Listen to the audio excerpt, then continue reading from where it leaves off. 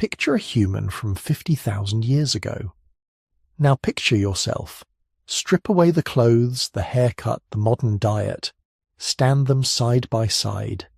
Here's the uncomfortable truth. You'd barely be able to tell them apart. Same height, same bone structure, same brain size, same hands and feet. That person could walk down a city street today and nobody would look twice. Maybe they'd notice something slightly different about the brow ridge or the jaw, but mostly, they'd look like us. Now think about your smartphone, the device you're probably watching this on right now. 5 years ago, it didn't exist in its current form. 10 years ago, the technology inside it was science fiction. 50 years ago, the idea of holding the entire sum of human knowledge in your pocket would have seemed like magic. Our technology has evolved at an exponential rate, doubling in power and sophistication every few years. But our bodies, our actual physical form, frozen in time for 50,000 years. If you're using this to fall asleep, that's exactly why I make these videos. So maybe subscribe and tell me where you are and what time it is. I read the comments, and it's wild. Tokyo at sunrise, London at lunch, Los Angeles at lights out, all watching the same moment. This is one of the most profound mysteries in human evolution, and almost nobody talks about it. We know evolution works. We can see it happening in other species.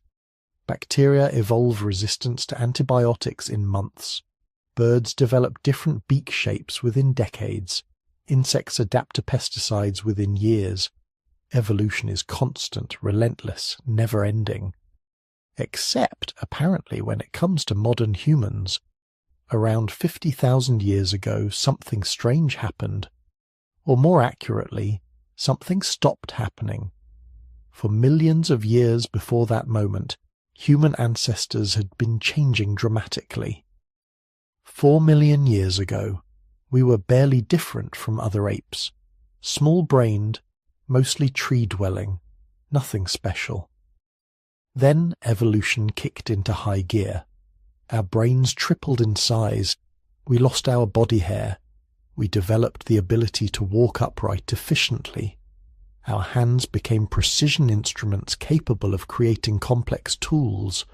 Our vocal anatomy changed to allow sophisticated speech, change after change after change, relatively rapid by evolutionary standards, and then, suddenly, the changes stopped. Not slowed down, stopped.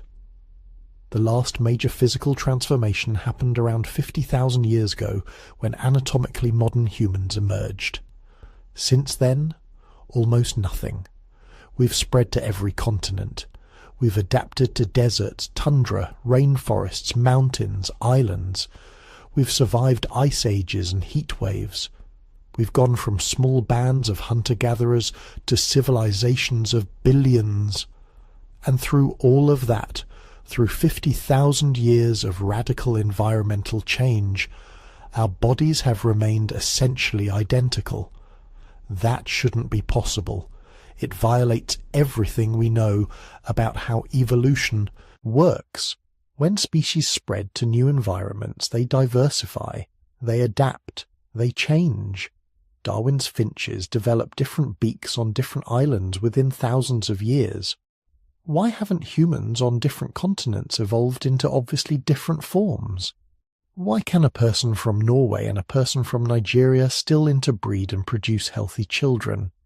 Why are we all still so remarkably, unmistakably the same species? The answer to this mystery involves a perfect storm of factors that came together at one specific moment in prehistory. A population bottleneck that nearly destroyed us. A technological revolution that changed the rules of survival. A brain that became so powerful it made further physical evolution unnecessary.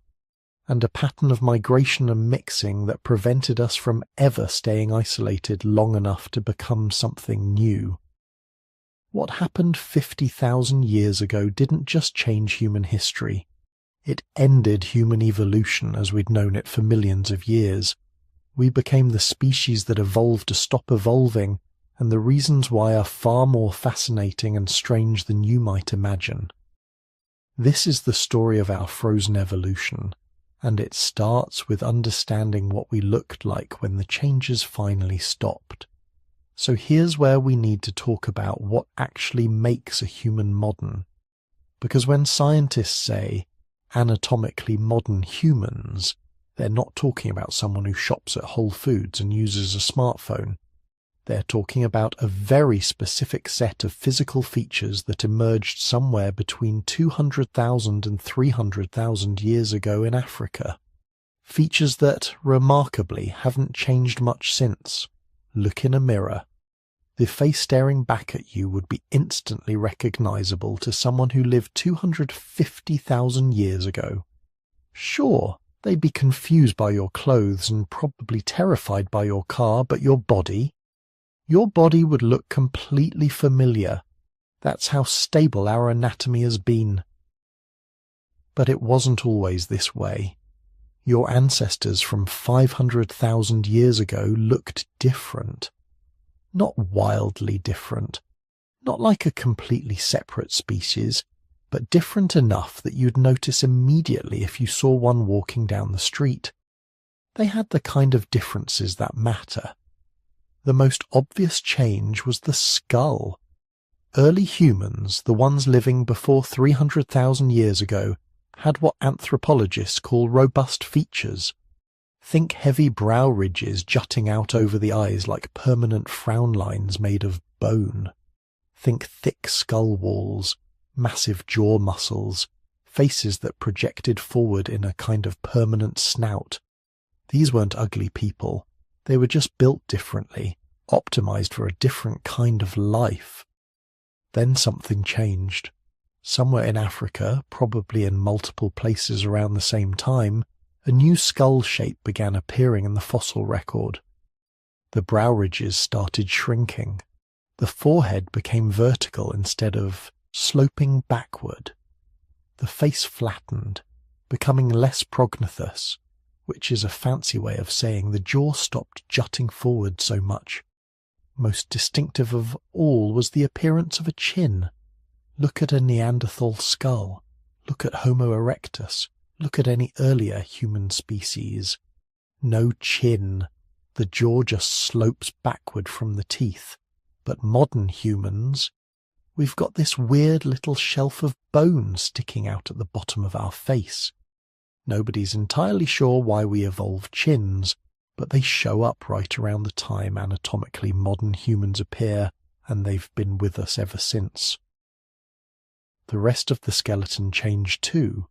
Earlier humans were built like tanks, thick bones, massive muscle attachments, bodies designed for raw physical power.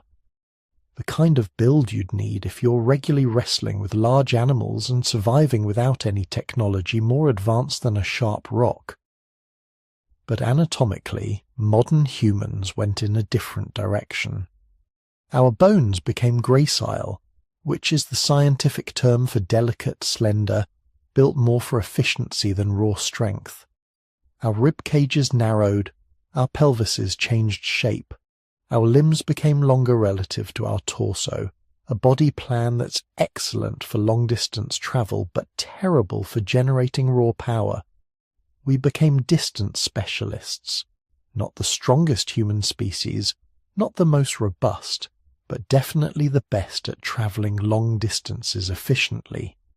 You could drop a modern human and a Neanderthal in a competition to move a boulder. The Neanderthal wins every time. But make it a marathon, we win. And in a world where resources are scattered and unpredictable, the ability to travel far and efficiently matters more than the ability to move heavy objects. But the really important changes, the ones that made us who we are, weren't visible from the outside. They were happening inside the skull. The human brain had been getting bigger for millions of years. Homo erectus had brains around 900 cubic centimeters. Heidelbergensis, one of our later ancestors, had brains averaging 1,200 cubic centimeters. Neanderthals actually had slightly larger brains than modern humans, averaging around 1,500 cubic centimeters compared to our 1,400.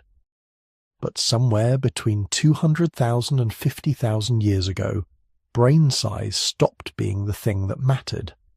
What started mattering was brain organization, the shape of the brain, the connections between different regions, the ratio of different structures. Modern human brains are rounder than those of earlier humans. We have higher, more bulging foreheads that accommodate expanded frontal lobes. These are the regions associated with planning, abstract reasoning, social cognition, and impulse control. The mental toolkit you need not for raw survival, but for navigating complex social environments. We also developed expanded temporal lobes, the regions involved in language processing and memory. And our cerebellums, the structures involved in fine motor control, grew proportionally larger. This might not sound dramatic, but it's the difference between being able to chip a rock into a crude cutting tool and being able to manufacture a precisely symmetrical spear point with a dozen different specialized cutting techniques. Around the same time, our vocal anatomy was changing. Earlier humans had vocal tracts that were high in the throat, similar to modern apes. This is great if you want to drink and breathe at the same time, a handy feature that prevents choking, but it severely limits the range of sounds you can produce. Modern humans have vocal tracts that descend much lower in the throat. This makes us more vulnerable to choking. Swallowing the wrong way can actually kill us, but it gives us an enormous range of potential sounds. We can produce dozens of distinct consonants and vowels, the raw material needed for complex spoken language. The genetic evidence suggests this change happened relatively recently, probably within the last 100,000 years. There's a gene called FOXP2 that's involved in the development of vocal learning and fine motor control of the face and tongue.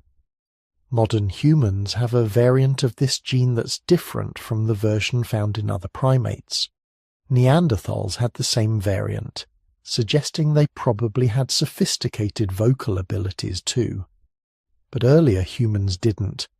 This is where things get really interesting, because all these changes, the skull shape, the gracile skeleton, the reorganized brain, the descended larynx, they all came together somewhere between 300,000 and 50,000 years ago. But for most of that time, nothing much happened behaviorally. The archaeological record from 250,000 years ago shows anatomically modern humans living basically the same way their ancestors had lived for hundreds of thousands of years, making simple stone tools, probably hunting and gathering, leaving very little evidence of symbolic thinking or complex culture.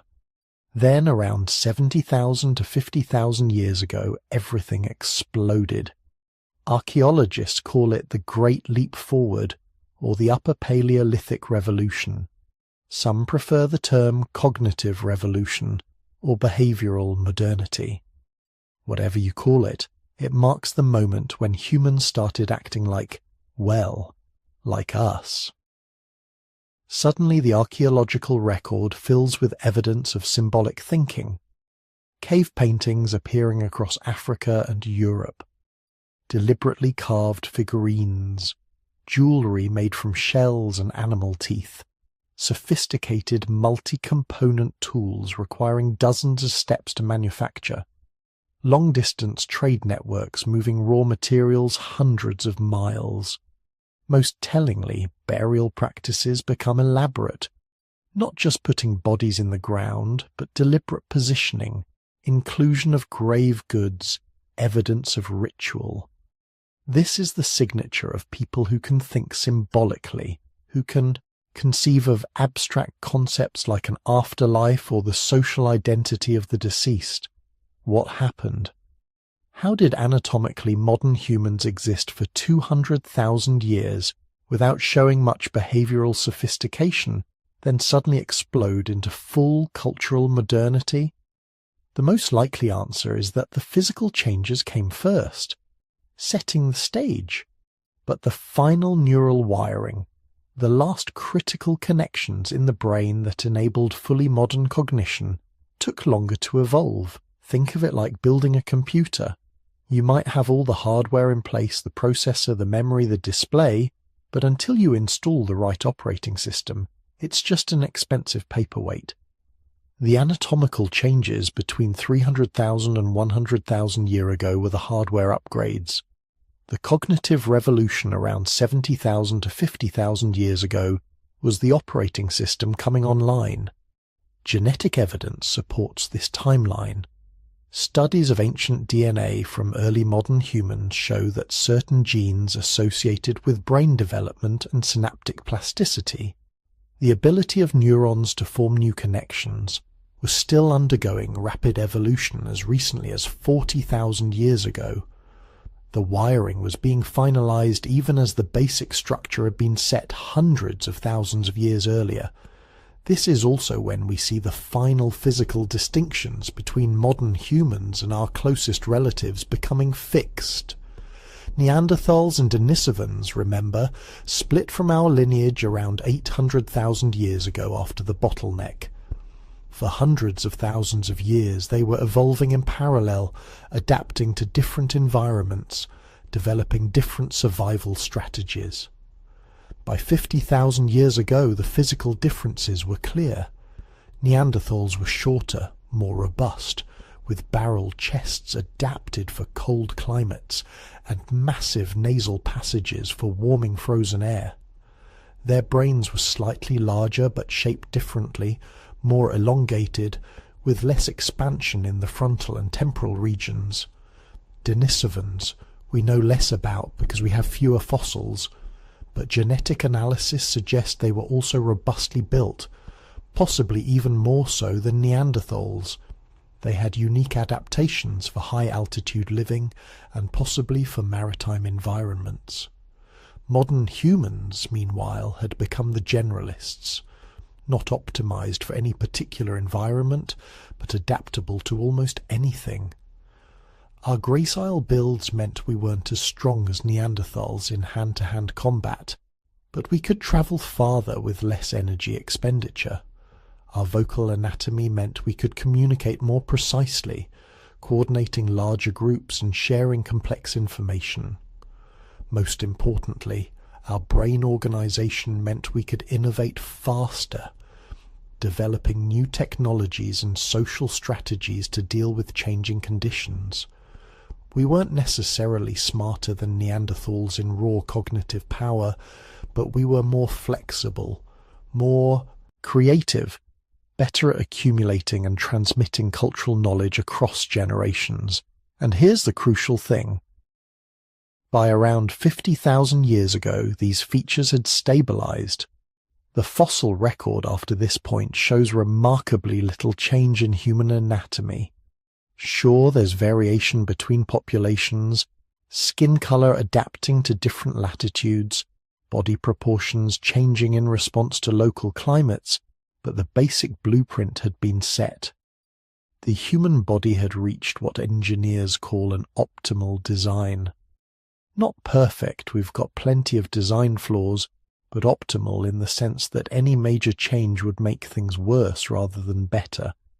Our anatomy had become good enough for what we needed to do, which was support increasingly complex brains and enable increasingly sophisticated social behaviors.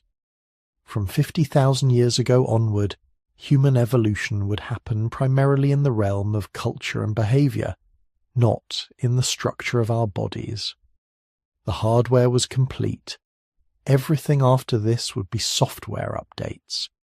We had become the species we still are today, physically unchanged in any fundamental way for the last 50,000 years, carrying the same basic anatomy that emerged from hundreds of thousands of years of evolution, refined in the crucible of the population bottleneck, and finalized in the cognitive revolution that made us behaviorally modern. The age of physical transformation was over. The age of cultural evolution was about to begin, and that, more than anything, is why we stopped changing physically. Because we'd found a better way to adapt. But that's the next part of the story. Picture this. You're living 74,000 years ago in what is now Indonesia. Your ancestors have been slowly evolving toward modern humanity for hundreds of thousands of years. Your species has survived ice ages, droughts, predators, and every imaginable hardship the world could throw at it. You've developed larger brains, more gracile bodies, the capacity for symbolic thought and complex language. You're on the verge of becoming the dominant species on the planet. And then Mount Toba explodes. Not erupts. Explodes. The largest volcanic eruption in the last 2 million years. 6,000 times more powerful than the 1980 Mount St. Helens eruption.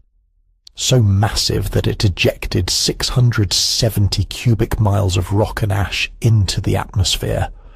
That's enough material to bury the entire state of Texas under 5 feet of volcanic debris. The explosion was heard across half the planet.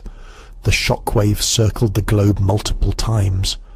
But the immediate devastation was nothing compared to what came next. Within hours, a blanket of ash began settling over South and Southeast Asia. In some places, it accumulated to depths of over 15 feet. Entire ecosystems were buried alive. Animals suffocated. Plants died. Rivers and lakes turned into toxic sludge. Anyone living within 1,000 miles of the eruption was almost certainly killed, either by the ashfall, the pyroclastic flows, or the tsunamis that followed. But you're one of the lucky ones. You live in Africa, thousands of miles away from the eruption. You're safe from the immediate effects, except you're not safe at all. Because the ash that buried Southeast Asia didn't just fall to the ground. Billions of tons of it were blasted into the stratosphere, where it began spreading across the entire planet. Within weeks, the sky everywhere turned a sickly grey. The sun became a dim orange disk, barely visible through the haze. Temperatures started dropping, and they kept dropping. Within months, global temperatures had fallen by an estimated 3 to 5 degrees Celsius. That might not sound like much, but it's the difference between a functioning ecosystem and ecological collapse. In the tropics, it meant the difference between regular rainfall and severe drought. At higher latitudes, it triggered what scientists call a volcanic winter. For 6 years, maybe longer, the ash stayed in the atmosphere. 6 years of crop failures, 6 years of dying grasslands, 6 years of animals starving and predators growing desperate. 6 years of humans struggling to find enough food to survive. The archaeological record from this period tells a grim story. Sites that had been continuously occupied for thousands of years suddenly go silent. Tool caches are abandoned. Settlements are left empty. And when people do return to these places, sometimes generations later, they're different people, different cultures, different genetic lineages, because most of your people didn't make it through. The genetic evidence is stark and undeniable. When we sequence modern human genomes and look back through time, we see something remarkable around 70,000 to 75,000 years ago, a dramatic reduction in genetic diversity. All modern humans, all 7 billion of us, show signs of having descended from a tiny founder population that lived during this period. How tiny? Estimates vary, but genetic models suggest the entire breeding population of humans might have crashed to somewhere between 3,000 and 10,000 individuals. Some studies put it even lower, as few as 1,000 breeding pairs. Out of whatever population existed before Toba, maybe 100,000 people or more, Only a few thousand survived the volcanic winter and the climate disruption that followed. Think about that. 1,000 to 5,000 breeding pairs. That's the entire genetic foundation of modern humanity. Every physical trait you see in humans today, every variation in skin color, height, facial features, all of it descends from the genes carried by those few thousand survivors. This is what geneticists call a population bottleneck, and it's one of the most important events in human evolutionary history, because bottlenecks don't just reduce population size, they fundamentally alter how evolution works in a species. Here's why. In a large population, genetic diversity is maintained through constant mixing. You've got millions of genetic variants floating around, and evolution can experiment with different combinations. Natural selection can fine-tune traits over time. Beneficial mutations spread slowly. Harmful ones get filtered out. Physical changes accumulate gradually. But in a small population, everything changes. Rare genetic variants that might have been lost in a larger population get preserved just by chance. Harmful mutations that would normally be eliminated stick around because there's nobody else to mate with.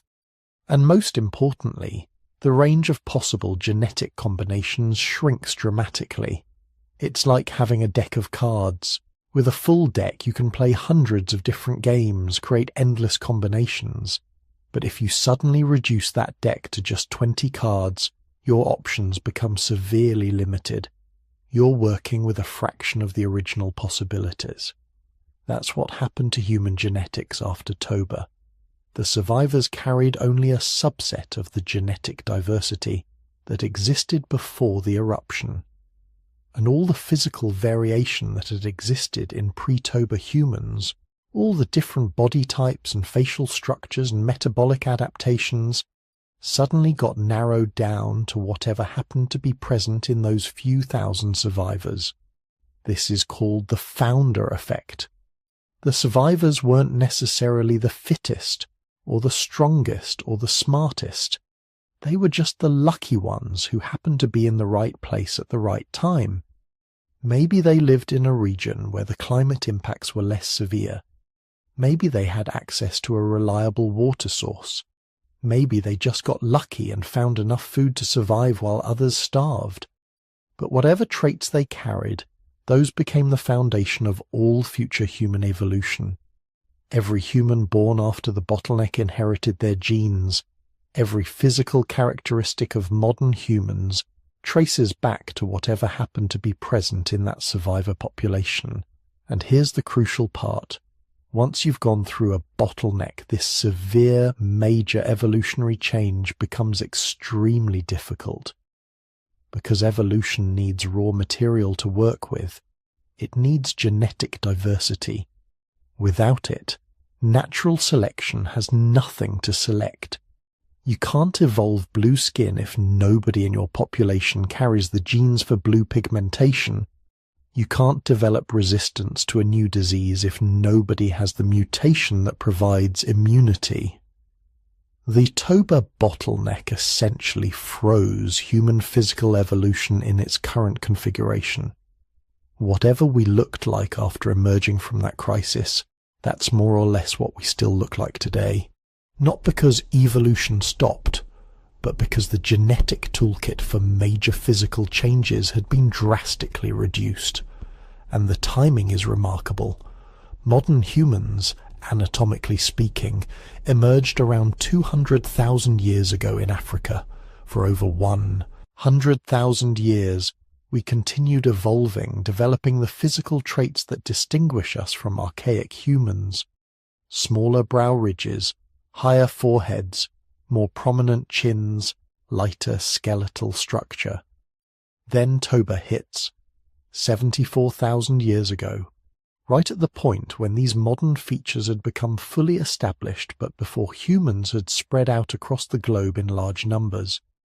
The bottleneck locked in the modern human body plan just as it was reaching its current form.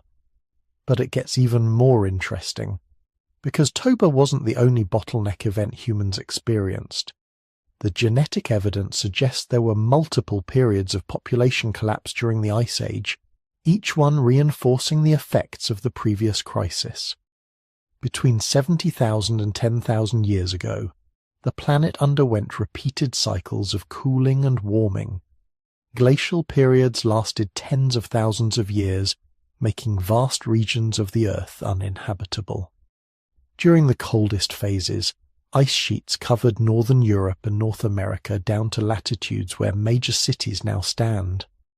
Sea levels dropped by over 400 feet, exposing new land bridges but also disrupting coastal ecosystems. Each climate swing would have caused human populations to contract and expand. During cold phases, people retreated to refuges, small areas with reliable resources. Populations became isolated from each other. Some groups went extinct entirely. Others barely held on with just a few hundred individuals. Then when the climate warmed again, the survivors would expand, recolonizing empty territories. But each cycle reduced genetic diversity a little more. Each bottleneck filtered the human genome, removing variants that didn't happen to be present in the survivors. It's like running water through a series of increasingly fine filters. Each pass removes more of the impurities, but it also removes more of the variation.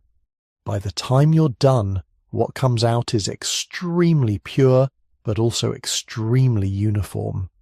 That's what happened to human genetics over the course of the Ice Age. Multiple bottlenecks, each one reducing diversity, each one making major evolutionary change less and less likely. The human genome became increasingly homogeneous. Not identical.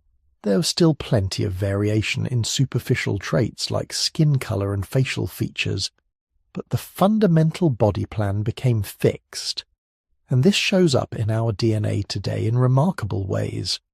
Modern humans have less genetic diversity than almost any other widespread mammal species.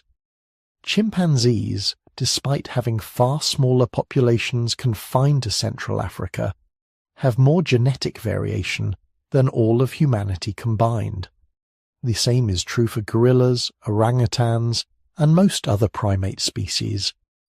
We are, genetically speaking, one of the most uniform species on the planet. Despite our apparent physical diversity, despite living on every continent and adapting to every imaginable environment, humans are all remarkably similar at the genetic level. In fact, any two humans chosen at random will share about 99% of their DNA sequence. The remaining 0% accounts for all human genetic variation, every difference in height, skin color, facial features, disease resistance, everything that makes you physically different from someone on the other side of the planet. It all comes down to variations in less than 0.1% of your genome. This is the signature of the bottleneck. This is what near extinction does to a species. It strips away the genetic diversity that allows for major evolutionary change and leaves behind a core population that's fundamentally homogeneous. But here's what makes humans unique. We didn't respond to this genetic constraint by stagnating.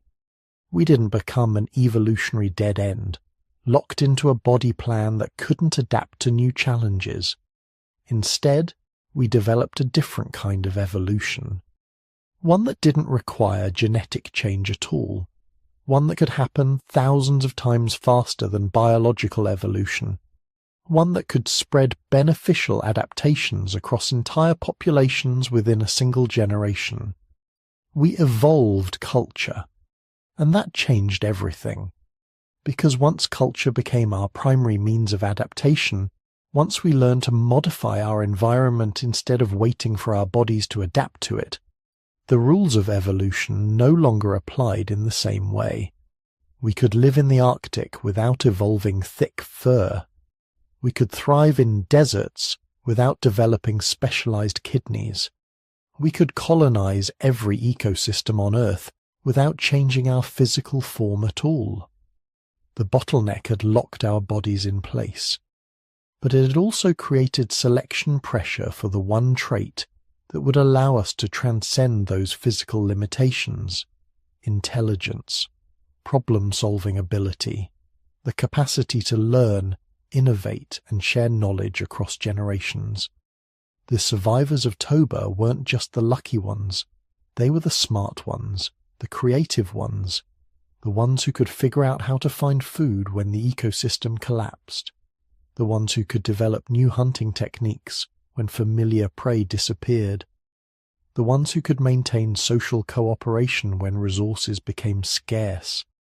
And they passed those traits on, not just genetically, but culturally, teaching their children not just how to survive, but how to think, how to adapt, how to overcome challenges through innovation, rather than waiting for evolution to provide a solution. The population bottleneck didn't just freeze our physical evolution. It set the stage for something far more powerful: the age when humans would stop changing physically and start changing everything else instead. Something extraordinary happened about 200,000 years ago, something that had never occurred in the history of life on Earth. A species figured out how to stop evolving physically while continuing to evolve in every other way that mattered. That species was us. For 3.8 billion years, life had played by the same basic rules. You adapt to your environment through genetic changes, or you die. Cold climate, evolution gives you thick fur. Hot climate, you get less body hair and better sweating, need to catch prey. Natural selection builds you stronger jaws, sharper claws, faster legs. The environment dictates what you become, and biology does the heavy lifting. Then humans broke the pattern. We figured out something that would revolutionize not just our own survival, but the entire concept of evolution itself. We discovered that we didn't need to wait for our genes to solve problems. We could solve them ourselves right now in a single generation, using something completely external to our bodies: culture. Now, when anthropologists talk about culture, they don't mean art galleries and symphony orchestras. They mean something much more fundamental. Culture is information that spreads through learning rather than genetics. It's the accumulated knowledge of how to survive, passed from one generation to the next, not through DNA, but through teaching, observation, and innovation. And somewhere around 200,000 years ago, human culture became powerful enough to replace biological evolution as our primary survival strategy. The transformation didn't happen all at once. It built up gradually, innovation by innovation, each cultural advance reducing the selective pressure for some physical adaptation.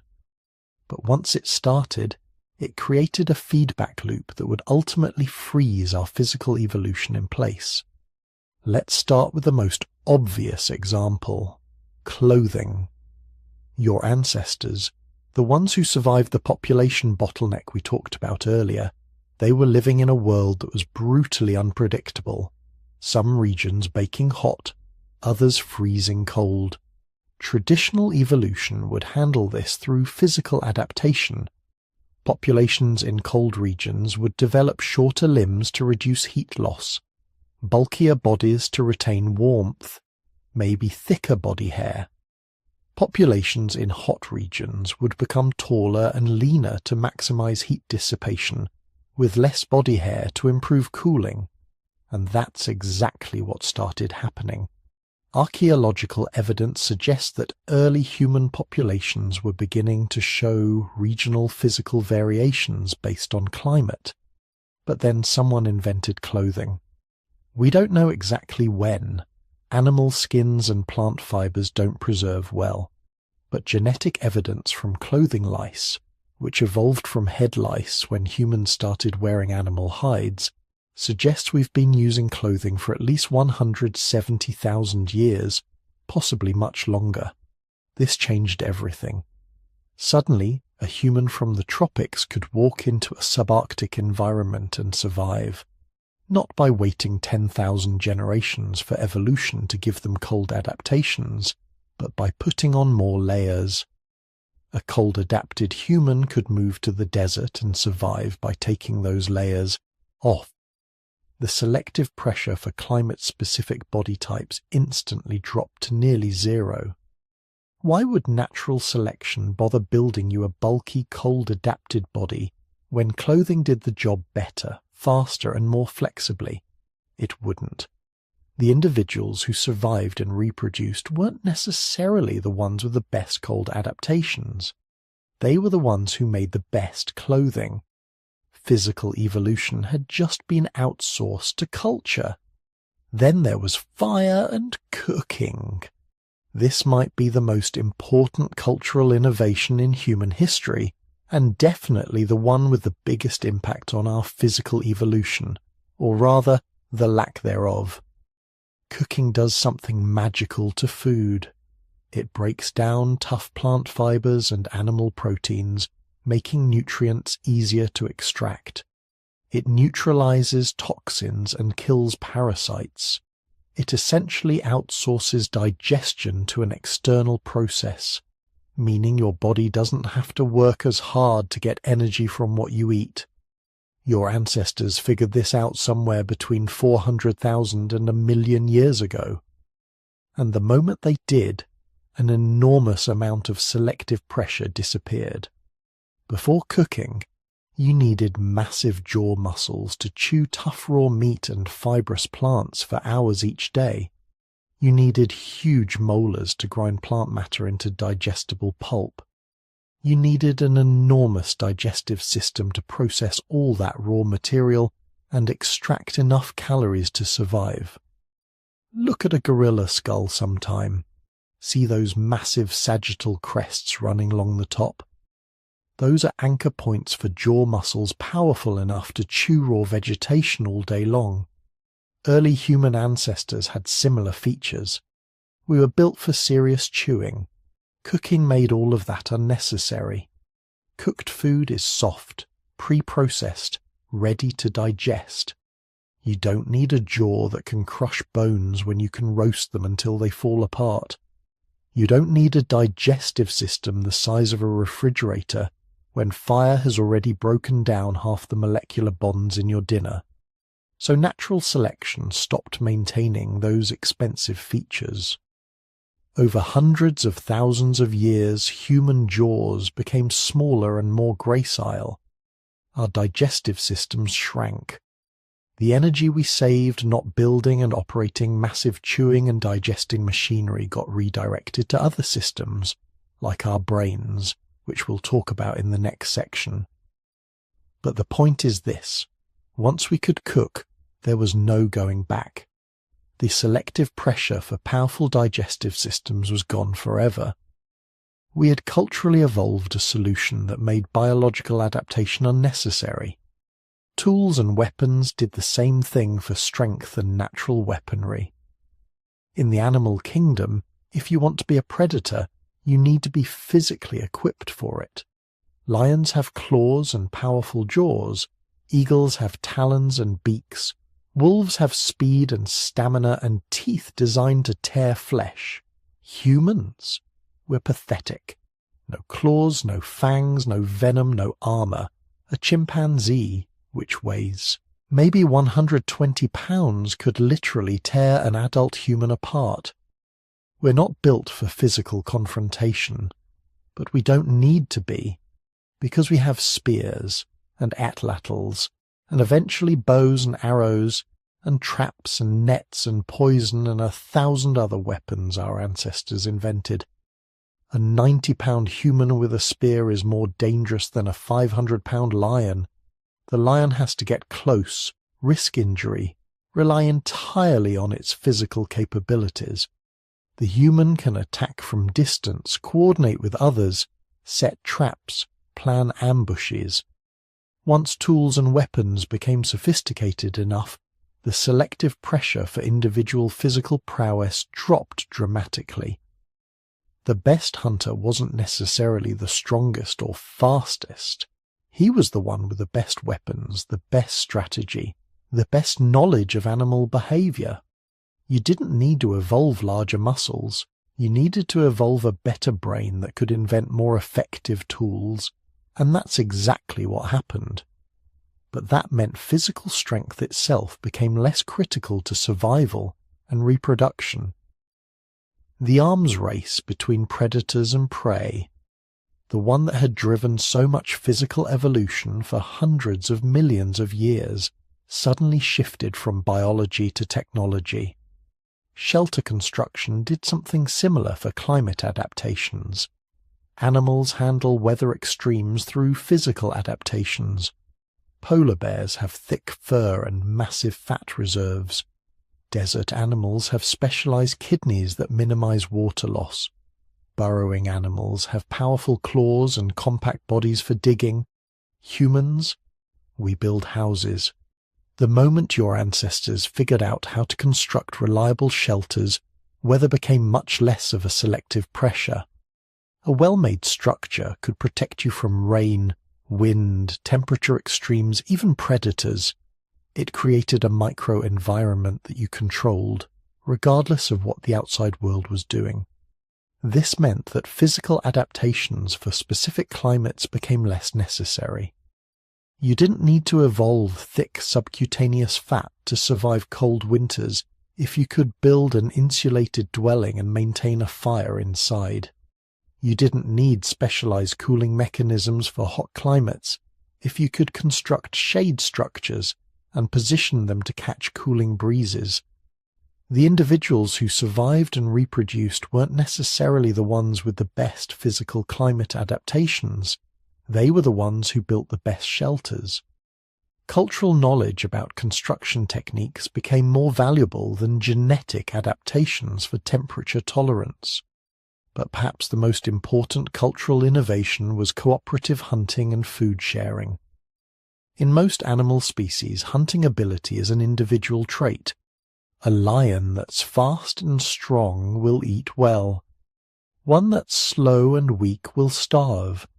Natural selection directly rewards physical capability. But humans developed something different. We learn to hunt in coordinated groups with different individuals, playing different roles. You didn't need to be personally capable of taking down a mammoth. You just needed to be part of a group that could do it collectively, and then we started sharing the results. Archaeological evidence from as far back as 400,000 years ago shows butchery sites where large animals were processed and the meat distributed among multiple families. This wasn't opportunistic scavenging.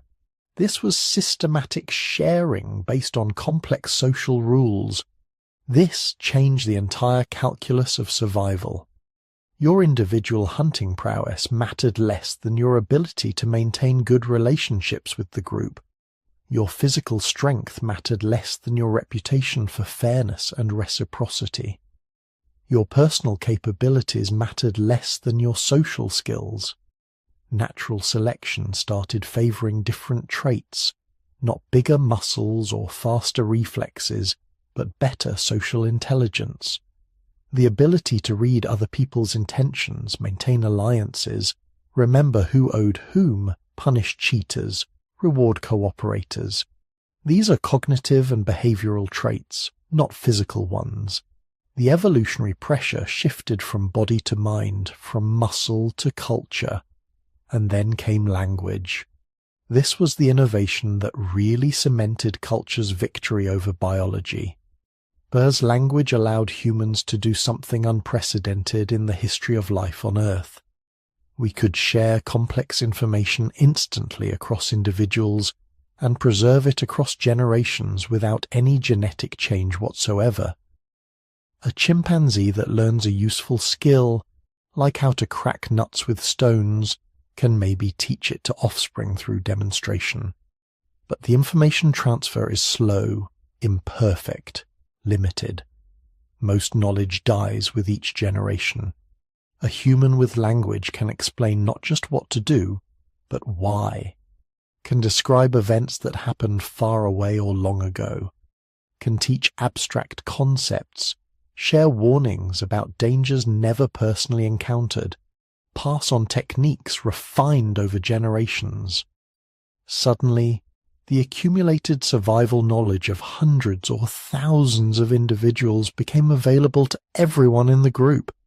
You didn't need to personally figure out which plants were poisonous.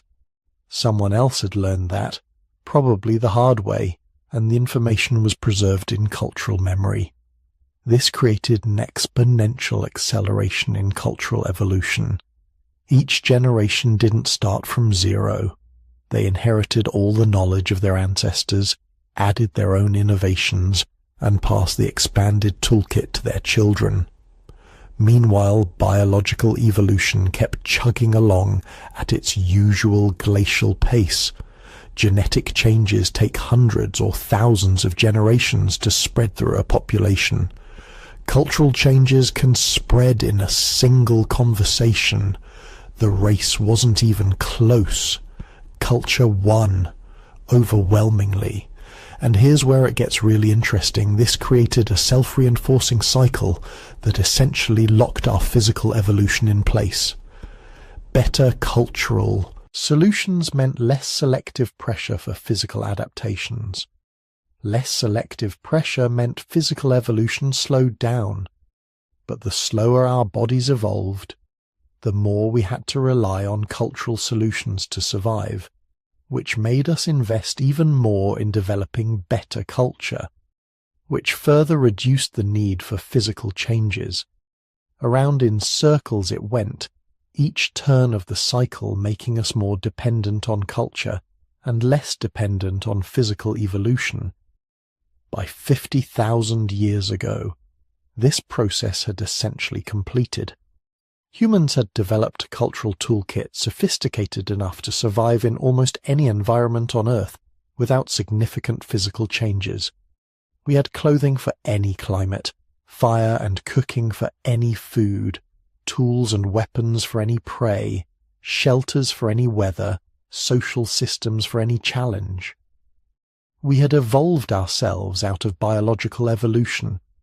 The species that for millions of years had been shaped by natural selection, like every other organism on Earth, had found a way to escape that ancient tyranny.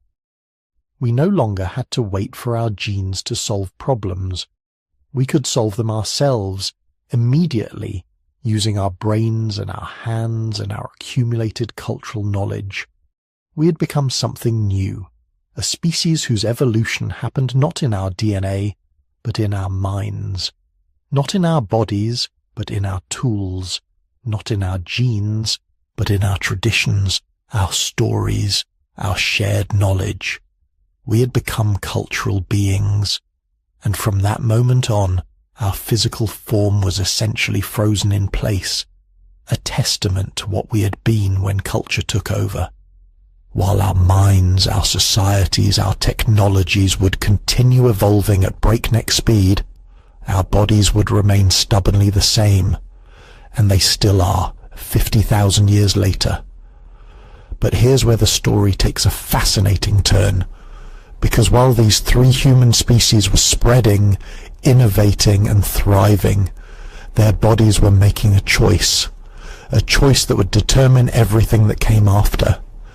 They were trading raw physical power for something far more valuable, intelligence, and that trade came with consequences that still define us today.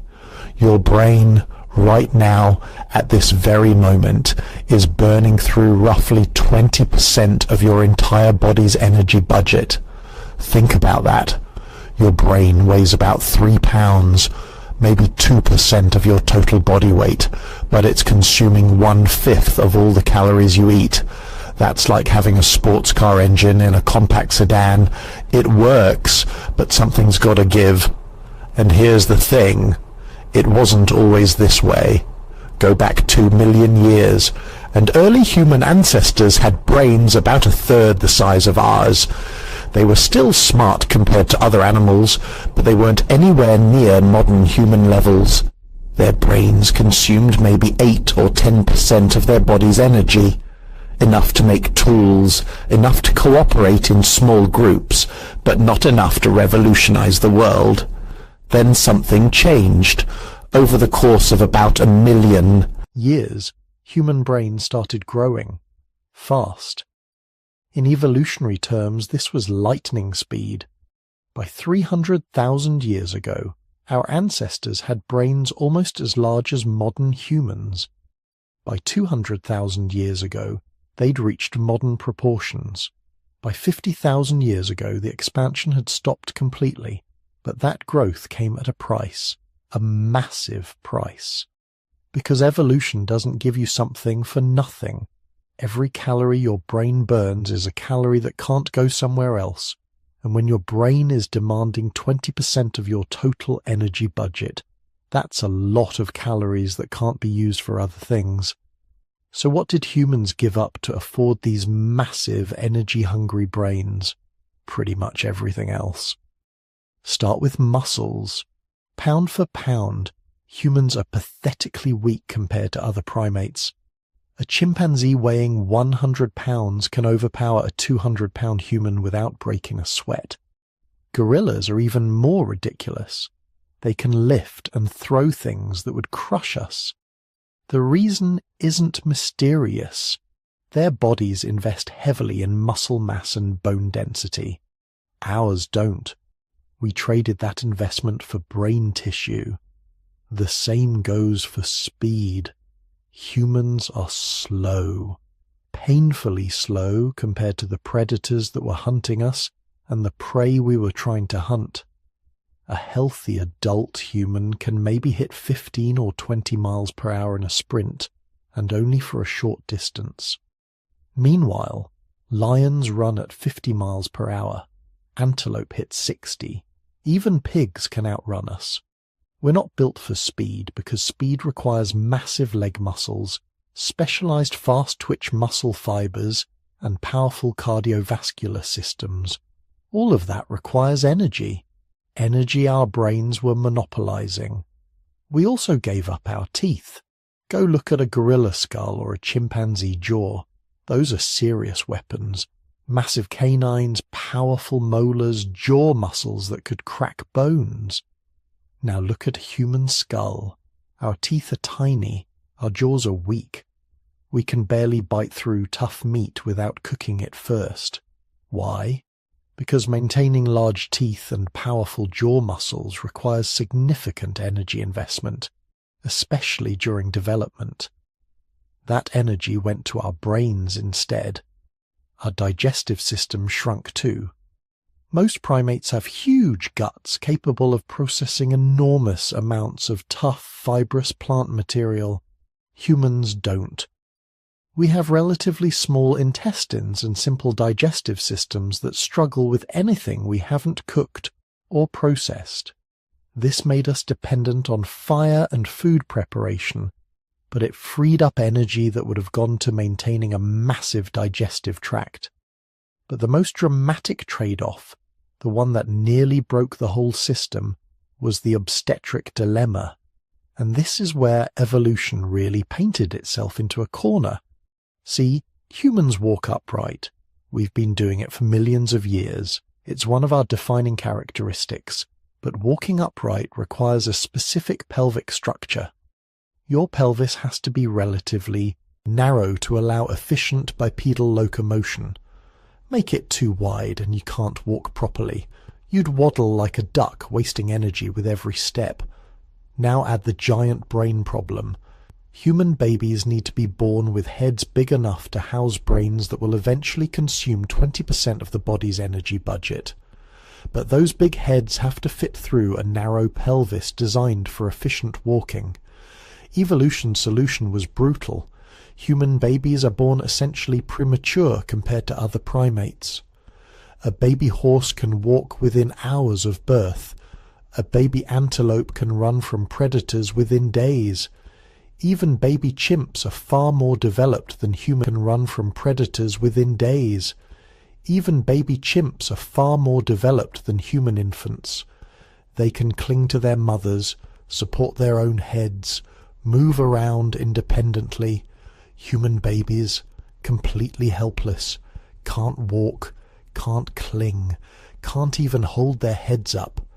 For the first year of life, they're basically immobile. For several years after that, they remain dependent in ways that would be fatal for any other species. This creates an enormous problem. A human infant is a massive liability. It can't escape predators, can't gather its own food, can't do anything but eat, sleep, and cry. It requires constant attention from adults who could be doing other important survival tasks, and this dependency lasts not for months but for years. Human children don't reach anything like independence until they're at least 10 or 12 years old. By primate standards, this is insane. The metabolic math gets even more brutal during pregnancy and early childhood. A pregnant woman's energy requirements increase by maybe 300 calories per day, not terrible. But after birth, nursing an infant requires an additional 500 calories per day. And during the infant's rapid brain development in the first few years, they're consuming resources at a rate that would bankrupt most other species. How did humans survive with these massive disadvantages? The answer is the same thing that got us through the bottleneck: social cooperation. Humans developed something almost no other species has: cooperative breeding. In most mammals, mothers raise their offspring alone or maybe with a mate's help. In humans, child rearing became a community activity. Grandmothers, aunts, older siblings, even unrelated members of the group helped care for infants. This distributed the enormous cost of raising these helpless, big-brained babies across multiple adults. We also developed pair bonding and paternal investment unusual among primates. Human fathers, at least in most cultures throughout history, have invested significant time and resources in their children. This helped offset the enormous metabolic cost of those big brains. And we developed extended childhood specifically designed to fill those big brains with information. Human children don't become independent at age 5 or 6 like most primates. They spend 15 or 20 years learning, accumulating knowledge, developing skills. This extended learning period was only possible because of complex social structures that could support dependent juveniles for decades. In other words, we traded physical capabilities for intelligence, then used that intelligence to create social systems that compensated for our physical weaknesses. Humans became obligately cooperative.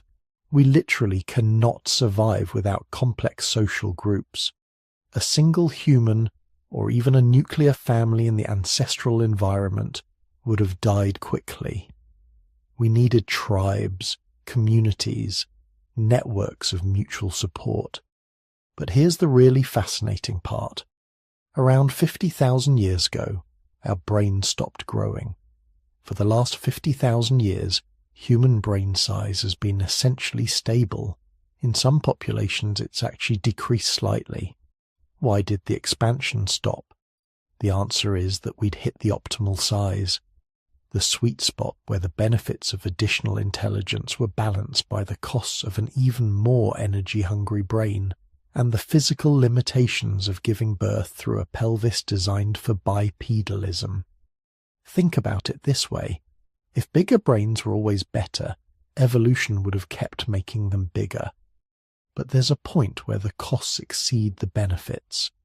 Every additional cubic centimetre of brain tissue requires more energy, makes birth more dangerous, and increases infant dependency. At some point, probably around 50,000 years ago, humans reached the size where adding more brain tissue would cause more problems than it solved. The pelvic opening simply couldn't get any wider without compromising efficient walking. Infants couldn't be born any more premature without becoming completely unviable, and brains couldn't demand much more than 20% of the body's energy budget without causing serious metabolic problems. So evolution stopped, not because it ran out of variations to select for, not because there was no pressure for greater intelligence, but because the physical constraints of the human body had reached their limit. And once that happened, something remarkable occurred. With brain size locked in, and with the body already optimized to support that massive energy-hungry organ, there was no room for other major physical changes. Every system in the human body had been reconfigured around one goal: supporting a brain that could think, plan, innovate, and communicate at unprecedented levels. Want stronger muscles? Sorry, the brain needs those calories. Want faster running speed? Can't spare the energy. Want better climbing abilities, sharper claws, bigger teeth? All of that requires resources that are already allocated to keeping that 3-pound supercomputer in your skull running at full capacity. This is why human physical evolution essentially stopped 50,000 years ago. Not because we'd become perfect, not because natural selection stopped working, but because we'd made a trade-off that locked in every other aspect of our anatomy. The human body became a life support system for the brain. Everything else, every other physical characteristic, was either optimized to support brain function or was minimized to free up resources for it. We became the species that sacrificed everything for intelligence, and it worked. Those big brains let us develop language sophisticated enough to share complex information across generations. They let us create tools that compensated for our physical weaknesses. They let us develop social structures that turned our helplessness into a strength, making us dependent on each other in ways that created powerful cooperative bonds. They let us master fire, which pre-digested our food and freed up even more energy for our brains. They let us develop clothing and shelter, which meant we didn't need to evolve thick fur or other climate adaptations. They let us create weapons that made us dangerous despite our physical weakness. In short, those energy-hungry, birth-complicating, infant-weakening brains made us human. And once we had them, once we'd paid the enormous physical price for intelligence, there was no going back. No room for further physical evolution because the trade-off was complete. We'd become the species that thinks its way out of problems instead of evolving physical solutions. And that choice, made gradually over millions of years but essentially locked in by 50,000 years ago, is why humans stopped changing physically. The brain won. Everything else became negotiable. Here's what happened next and why it changed everything about our evolutionary story. So you've got these 3 human species, modern humans, Neanderthals and Denisovans, all descended from those bottleneck survivors, all spreading across the world. Logic says they should have kept diverging, right? Kept evolving in different directions until they became completely separate species that could no longer interbreed. That's how speciation normally works. You isolate populations, give them different environments, wait a few 100,000 years, and boom, you get new species. Except, that's not what happened. Not even close. Instead, between 70,000 and 50,000 years ago, something unprecedented occurred.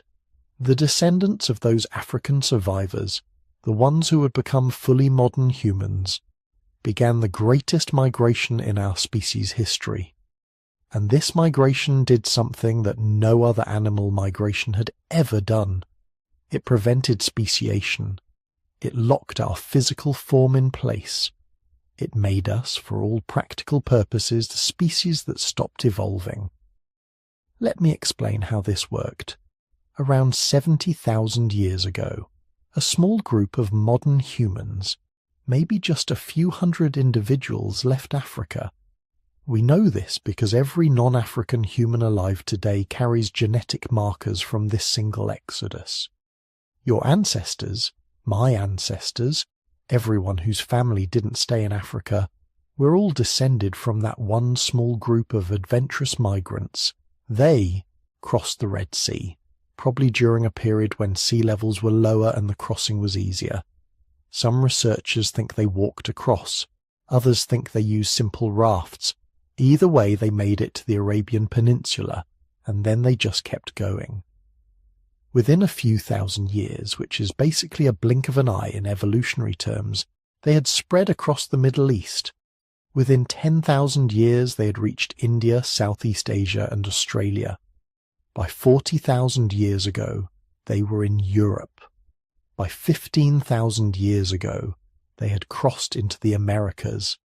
This was migration on a scale that had never happened before. Not just one group moving to one new location, but continuous waves of humans spreading in every direction, occupying every possible habitat from tropical rainforest to Arctic tundra. And here's the crucial part. They never stopped moving. Even after reaching these distant territories, human populations remained mobile. Archaeological evidence shows people trading materials over hundreds of miles, obsidian from volcanic sources showing up in sites hundreds of kilometers away, seashells from the coast found in inland settlements, specific types of stone tools spreading across entire continents in just a few generations. This constant movement meant something profound for human evolution. It meant that isolated populations never stayed isolated long enough to diverge significantly. Think about it like this. You've got one group that settles in coastal Southeast Asia. They start adapting to that environment, getting better at fishing, maybe developing slightly different physical traits.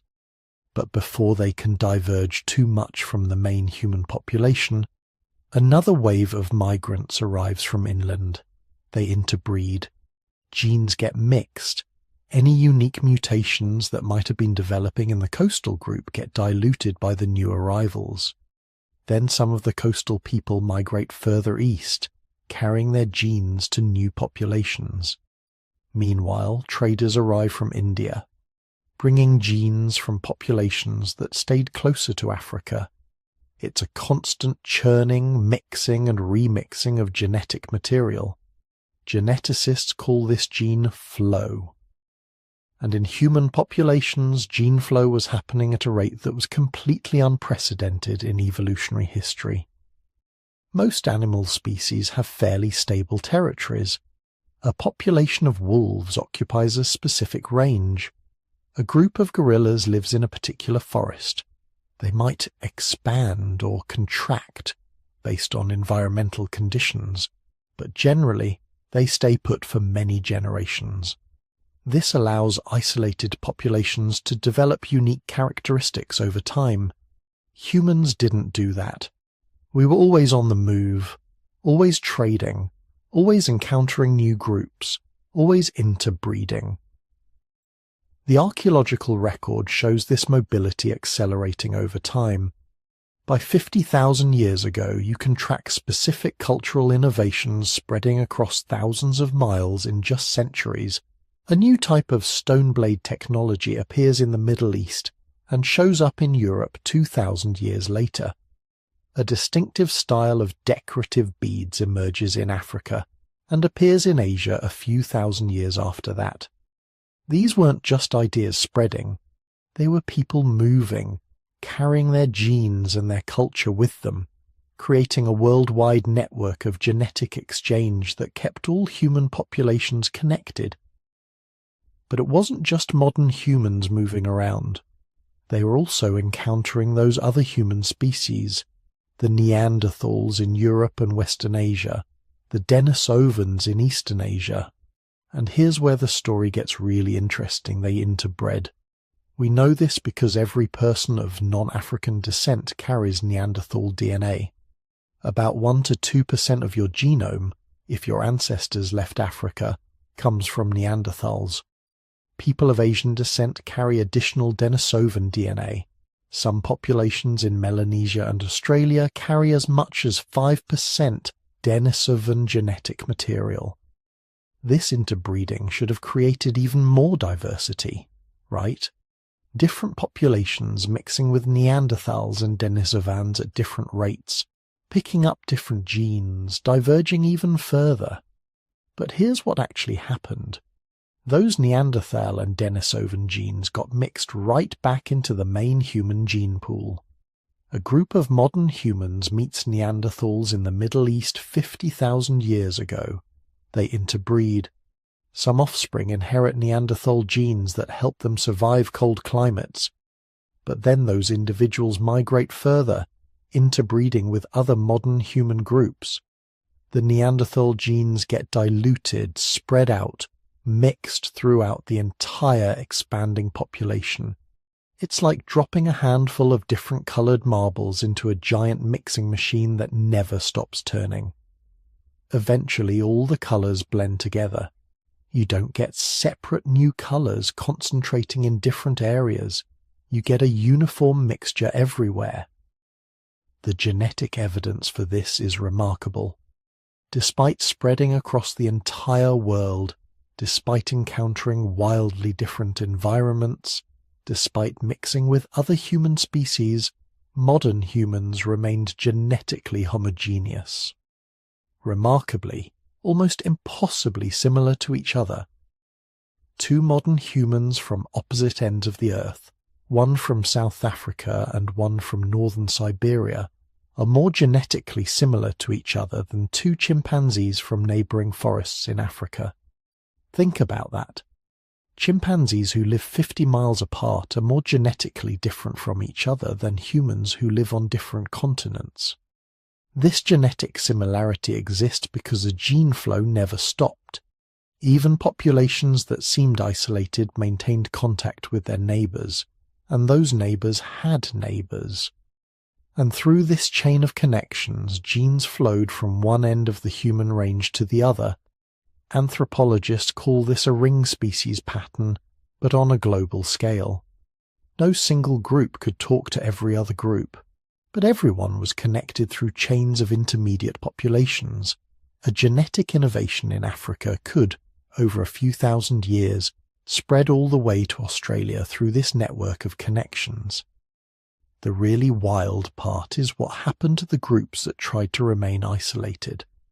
There's genetic evidence of populations that attempted to separate themselves, maybe living on islands or in particularly remote locations, and almost without exception, these groups either died out or eventually reconnected with the main human network.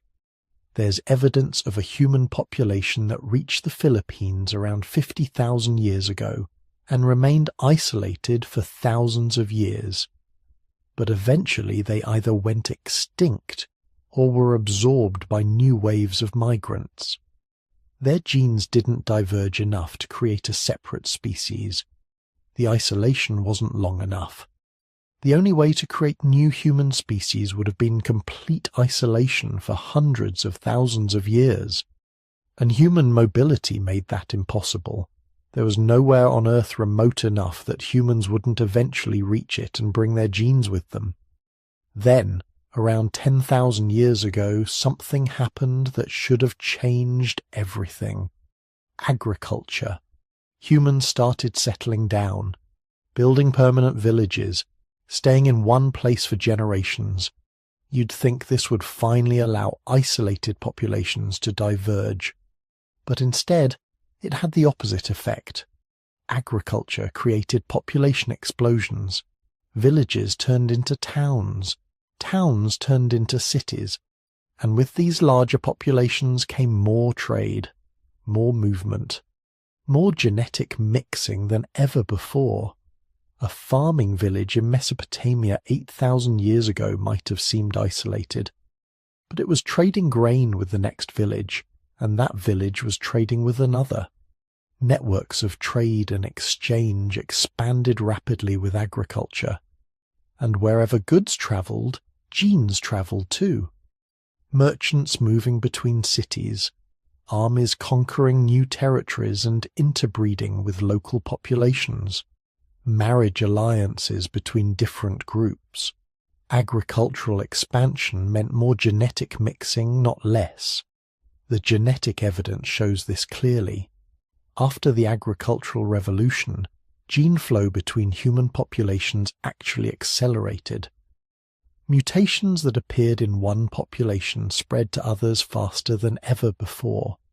The invention of writing, the development of long-distance trade routes, the rise of empires, all of it increased human mobility and genetic exchange. By 3,000 years ago, you had trade networks spanning entire continents. The Silk Road connected Asia and Europe. Maritime routes linked coastal populations across vast distances. People were moving and interbreeding at rates that made speciation completely impossible. Even populations that lived in extreme environments, places that should have selected for specific physical adaptations, remained fundamentally human. Groups that migrated to the Arctic developed cultural adaptations for surviving extreme cold, better clothing, more efficient shelters, sophisticated hunting techniques. But physically, they remained nearly identical to humans living in tropical regions. Yes, there were some changes. Populations in northern latitudes developed lighter skin to synthesize vitamin D more efficiently in low-light conditions. Some groups developed genetic adaptations to high altitude or to digest specific foods. But these were tiny tweaks, surface-level modifications, nothing that would prevent them from interbreeding successfully with any other human population. That's the key point. Gene flow kept all human populations interfertile. We never separated long enough for reproductive barriers to develop. A person from any human population could meet a person from any other human population and produce healthy, fertile offspring. We were one species, kept unified by constant movement and mixing. Compare this to what happened with other animal species. Polar bears and grizzly bears separated just 150,000 years ago. They're now distinct species that only occasionally interbreed in narrow contact zones. Modern humans and Neanderthals had been separated for over 500,000 years, yet we could still interbreed successfully when we met. The difference was gene flow. Neanderthals lived in relatively small, isolated populations in Europe. Modern humans lived in large, interconnected populations that were constantly exchanging genes. Neanderthals kept evolving in their specific direction. Modern humans stopped evolving in any direction because gene flow kept pulling every population back toward the average. By 50,000 years ago, this pattern was locked in place. Human populations were too mobile, too interconnected, too constantly mixing for significant physical divergence to occur. We had become the species that conquered speciation itself, not through biological adaptation, but through social and technological innovation. Our ability to communicate, trade, and maintain relationships across vast distances meant that we would remain one species, forever traveling, forever mixing, forever human. But here's where the story takes its most unexpected turn. All those incredible adaptations, all that relentless natural selection that had been shaping human bodies for millions of years, it was about to grind to a halt. Not because we went extinct, not because we stopped evolving entirely, but because we did something no other species in Earth's history had ever managed. We reversed the fundamental equation of evolution. For every other animal on the planet, evolution works the same way. Environment presents challenges. Organisms adapt or die. The environment is always in control, always selecting which traits succeed and which traits disappear. But around 50,000 years ago, humans figured out how to flip that script. We stopped adapting to the environment. Instead, We made the environment adapt to us. Think about what this means.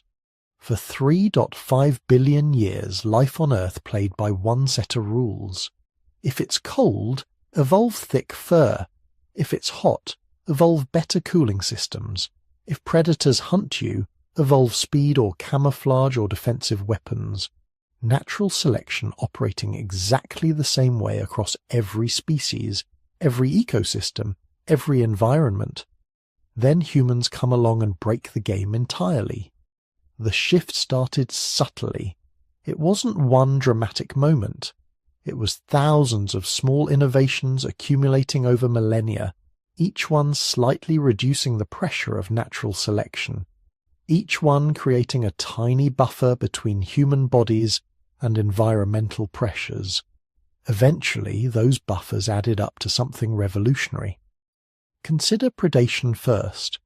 For most of human evolutionary history, we were prey, not apex predators, not masters of the food chain, just another medium-sized mammal trying not to get eaten. Big cats, hyenas, crocodiles, even large eagles, they all saw early humans as potential meals. The fossil record is brutal on this point. We found ancient human skulls with puncture marks matching leopard fangs, bones with bite patterns from hyenas, evidence that for millions of years humans were food. This created intense selective pressure. Humans who could spot predators faster, react quicker, coordinate better with their group, they survived. Those who couldn't became lunch. Generation after generation, natural selection refined our threat detection systems, our startle reflexes, our ability to recognize danger patterns. Your ancestors were prey animals, and your brain still carries the adaptations that kept them alive. But then something changed. Humans started living in larger groups, not just family units of 5 or 10, but bands of 30, 50, even 100 individuals. Suddenly predators faced a very different calculation. A lone human, easy prey. A group of 50 humans armed with spears and rocks and coordinated defensive strategies. That's not prey anymore. That's dangerous. Archaeological evidence from around 70,000 years ago shows a dramatic shift. Human campsites start showing fewer signs of predator attacks. Bones stop displaying the characteristic damage patterns of carnivore feeding. By 50,000 years ago, humans had essentially removed themselves from the menu, not through physical evolution. Our bodies hadn't gotten faster or stronger, we'd gotten smarter and more social. The selective pressure that had been shaping human defensive capabilities for millions of years simply vanished. Being able to outrun a lion no longer mattered, because you had 49 friends with spears standing between you and the lion. Having sharp instincts for danger still helped, but it wasn't life or death anymore, not the way it had been for your ancestors. Then there's food security. For most animals, starvation is the ultimate selective pressure. Years of drought. The individuals who can survive on less food make it through. Everyone else dies. Harsh winters. Those with the most efficient metabolisms, the best fat storage, they're the ones who see spring. Natural selection operating at maximum intensity, culling anyone whose body isn't perfectly optimized for food scarcity. Early humans faced this pressure constantly. The genetic evidence is clear. We evolved incredible metabolic flexibility, bodies that could switch between feast and famine modes, store fat efficiently when food was available, survive extended periods of near starvation. These are adaptations carved by millions of years of hunger. But then humans developed systematic hunting techniques, not just opportunistic scavenging, not just taking whatever they could find, but planned, coordinated hunting strategies that could bring down massive animals, mammoths, giant bison, entire herds of reindeer. A single successful mammoth hunt could feed a band of humans for weeks, maybe months if they could preserve the meat properly, and they could preserve it. Because they'd also mastered fire. Humans learned they could smoke meat, drying it over low flames until it would last through entire seasons. They figured out that winter itself could be a preservation tool, keeping meat frozen in natural ice caves. They developed elaborate food storage systems, hiding caches of dried meat and processed nuts in locations they could return to when times got tough. By 50,000 years ago, human groups had achieved something unprecedented. Food security. Not perfect, not all the time, but regular enough that starvation stopped being the primary selector of human traits. You didn't need the absolute most efficient metabolism anymore. You didn't need to be the best at surviving famine. You needed to be good at hunting coordination, good at remembering where food caches were hidden, good at maintaining the social relationships that ensured you got your share of the group's resources. Survival had shifted from physical optimization to social and cognitive skills. Your body mattered less. Your brain and your relationships mattered more. Climate is another massive factor. Temperature extremes have driven evolution for billions of years. Can't survive the cold, your lineage ends.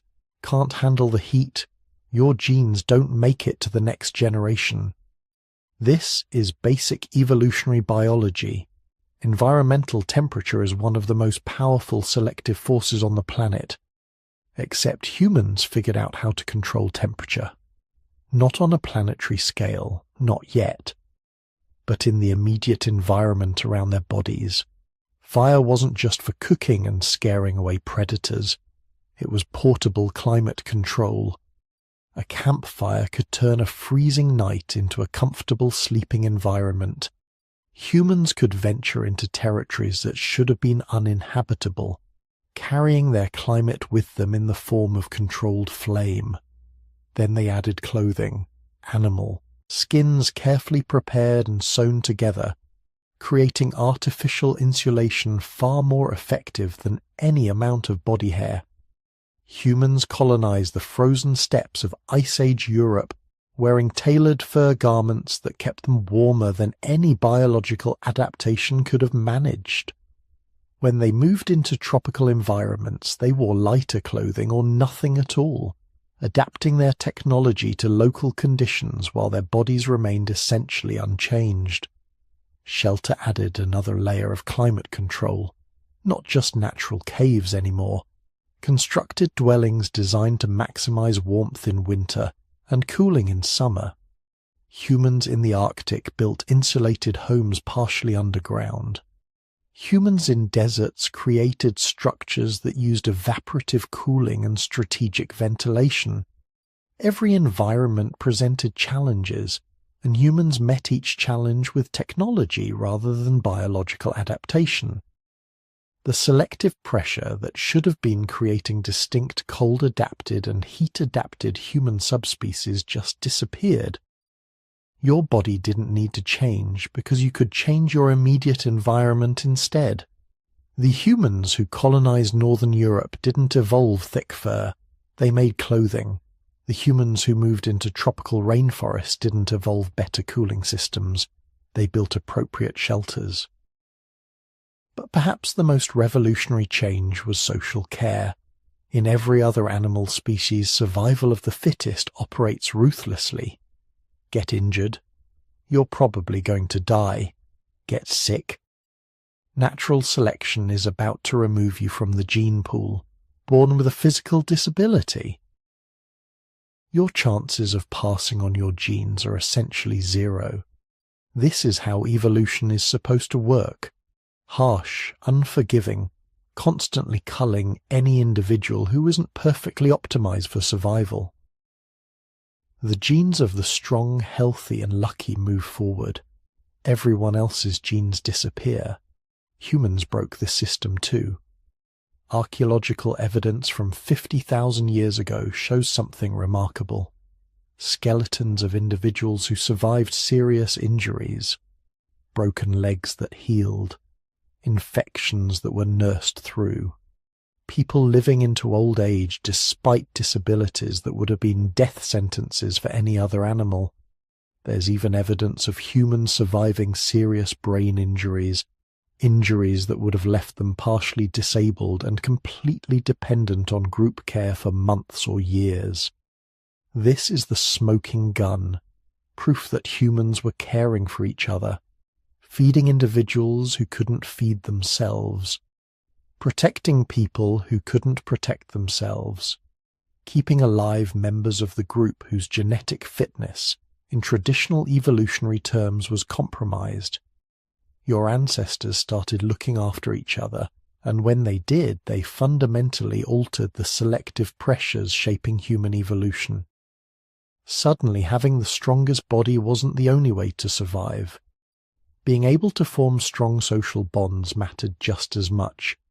Being valuable to the group in non-physical ways, as a storyteller, a toolmaker, a keeper of knowledge, could compensate for physical limitations. The selective landscape had changed completely. Then there's sexual selection, which often drives physical evolution even faster than environmental pressures. In most species, males compete violently for access to females. The biggest, strongest, most aggressive males get to breed. Everyone else's genes die out. This creates runaway selection for size, strength, and competitive ability. It's why male gorillas are twice the size of females, why elephant seals have those massive bodies and aggressive behaviors, sexual selection in action. Early human evolution probably worked this way too. Larger, stronger males likely had better reproductive success, but something changed. Humans developed pair bonding, not just temporary mating, not just dominant males controlling harems, but long-term partnerships between individual men and women who stayed together, raised children together, invested in each other's survival. This fundamentally altered sexual selection pressures. In a pair bonding species, females aren't just looking for the strongest male. They're looking for partners who will stick around, provide resources, help raise children. Males who can hunt effectively, share resources, maintain social relationships, form protective alliances. These males suddenly have reproductive advantages that have nothing to do with their physical strength or size. The archaeological record shows the results. Starting around 50,000 years ago, human sexual dimorphism begins to decrease. Males and females become more similar in size and build. This is the signature of reduced male-male competition and increased partner choice. Human females were selecting mates based on a complex mix of traits, not just physical dominance, and human males who could succeed through cooperation and social skills rather than just strength and aggression were passing on their genes. All these factors, predation pressure eliminated, starvation reduced, climate controlled, social care protecting the vulnerable, sexual selection shifted away from pure physicality. They combined to create an environment where the old rules of natural selection barely applied anymore. The humans who succeeded weren't necessarily the ones with the most optimized bodies. They were the ones with the best tools, the strongest social networks, the most extensive knowledge, the most useful skills. Your ancestors created a bubble of environmental stability around themselves, a human-made ecosystem where intelligence, social ability, and cultural knowledge mattered more than physical adaptations, where survival depended more on what you knew than what your body could do, where evolution itself began to slow down because the pressures that drive physical change had been, at least partially, neutralized. This was the beginning of the end for human physical evolution, not because we stopped evolving entirely, but because we'd created conditions where our bodies no longer needed to change. We'd found a different way to adapt, faster, more flexible, infinitely more powerful than waiting for genetic mutations. We adapted through culture, through technology, through accumulated knowledge passed down and built upon generation after generation. We'd become the species that evolved to stop evolving, at least physically. But what was still changing? What aspects of human biology were continuing to adapt? The answer might surprise you. Now, before you think this entire story means we're frozen in evolutionary amber, completely unchanging since our ancestors left Africa, we need to talk about what's actually still happening. Because here's the thing, evolution hasn't stopped. Not even close. It's just that the changes occurring over the last 50,000 years are so subtle, so minor compared to what came before, that calling them evolutionary changes almost feels like an overstatement. Think of it this way. The difference between Homo erectus and modern humans, that's like comparing a bicycle to a motorcycle. Completely different machines, different capabilities, different everything. But the changes happening over the last 50,000 years, that's like comparing a 2020 motorcycle to a 2024 model. Sure, there are improvements, refinements, tweaks to the design. But fundamentally, you're looking at the same machine. So what's actually changing? Let's start with the most famous example, one that shows up in almost every discussion of recent human evolution. Lactose tolerance. 10,000 years ago, virtually no adult humans could digest milk.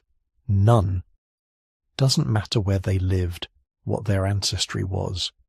After weaning, the gene that produces lactase, the enzyme that breaks down milk sugar, would shut off. Drinking milk as an adult would give you cramps, diarrhea, all the unpleasant symptoms we now associate with lactose intolerance. But lactose intolerance wasn't the condition back then, it was the default, the normal human state. Then something changed. Around 10,000 years ago, in several different populations that had begun practicing dairy farming, mutations appeared that kept the lactase gene switched on into adulthood. These mutations weren't the same in different populations. European lactose tolerance comes from one genetic variant. African and Middle Eastern versions come from different mutations entirely, but they all do the same thing: let adults digest milk. And the selective advantage was enormous. In societies that raised cattle, sheep, or goats, being able to drink milk meant access to a reliable protein source without having to kill the animal. It meant children could be weaned earlier, allowing mothers to have more babies. It meant better nutrition during famines when crops failed but livestock survived. Within just a few thousand years, which is incredibly fast in evolutionary terms, the lactose tolerance mutation spread through dairy farming populations. Today, over 80% of northern Europeans carry the mutation. But in populations without a history of dairy farming, East Asians, Native Americans, most Africans, lactose intolerance remains the norm. This is evolution happening in recorded human history. Real genetic change driven by natural selection in response to cultural innovation. And it's not the only example. Take high-altitude adaptations. Humans have been living in the Himalayas and Andes for thousands of years. But these aren't just lowlanders toughing it out in thin air. They've actually evolved genetic differences that help them survive at elevations that would incapacitate most people. Tibetan populations carry a gene variant called EPAS1 that changes how their bodies respond to low oxygen. Instead of producing excess red blood cells, which is what lowlanders do when they spend time at altitude, Tibetans maintain normal red blood cell counts while still getting enough oxygen to their tissues. This prevents altitude sickness and all the cardiovascular problems that come with having blood that's too thick. And here's the wild part. That EPAS1 variant, it came from Denisovans, remember them? The mysterious human species that spread across Asia after the bottleneck. When modern humans and denisovans interbred tens of thousands of years ago, some of our ancestors picked up this high-altitude gene. Most populations lost it because it provided no advantage at sea level. But in Tibet, where altitude is a constant challenge, natural selection strongly favoured anyone who carried the Denisovan variant. Today, something like 87% of Tibetans carry it. That's evolution through interbreeding and subsequent natural selection, all happening within the last 30,000 years. Then there's disease resistance. This one gets dark fast, but it's important. Throughout human history, infectious diseases have been massive selective pressures. Populations that lived in dense agricultural settlements faced different diseases than nomadic hunter-gatherers, and those diseases left genetic signatures. The most famous example is the CCR5 delta 32 mutation, common in European populations. People with this mutation are resistant to HIV because the virus can't attach to their cells properly. But this mutation didn't evolve in response to HIV. It's been around for at least 1,000 years, possibly longer. Most researchers think it spread because it provided resistance to bubonic plague or smallpox, diseases that devastated European populations repeatedly throughout history. The fact that it also provides HIV resistance is just a coincidence, a lucky accident of genetic history. But it shows how disease pressure can drive rapid evolutionary change in human populations. And if you look at genetic differences between populations today, disease resistance genes show up again and again. Malaria resistance in African and Mediterranean populations, tuberculosis resistance in Europeans, different immune system variants optimized for different pathogen environments. These are real evolutionary changes, genetic differences between populations driven by natural selection, operating over hundreds of generations. But notice something. None of these changes alter the basic human body plan. They're metabolic tweaks, immune system adjustments, biochemical refinements. Important for survival, yes, but not the kind of dramatic physical transformations that characterized earlier human evolution. You want to see an evolutionary change that actually shows up when you look at someone? Let's talk about blue eyes. 6,000 to 10,000 years ago, a single individual somewhere near the Black Sea was born with a mutation in the OCA2 gene. This mutation didn't eliminate pigment production entirely, but it dramatically reduced melanin in the iris. The result? Blue eyes. Before this mutation appeared, every human on Earth had brown eyes. Dark brown, light brown, maybe hazel. But blue didn't exist. That original blue-eyed individual passed the mutation to their children, and then something interesting happened. The mutation spread fast. Today, roughly 8 to 10% of the world's population has blue eyes, and they all descended from that single ancestor 10,000 years ago. Genetic analysis proves it. Every blue-eyed person on Earth shares the exact same mutation. But why did it spread? Blue eyes provide no survival advantage. If anything, they're slightly disadvantageous in sunny climates because they offer less protection from UV radiation. So why did they persist and proliferate?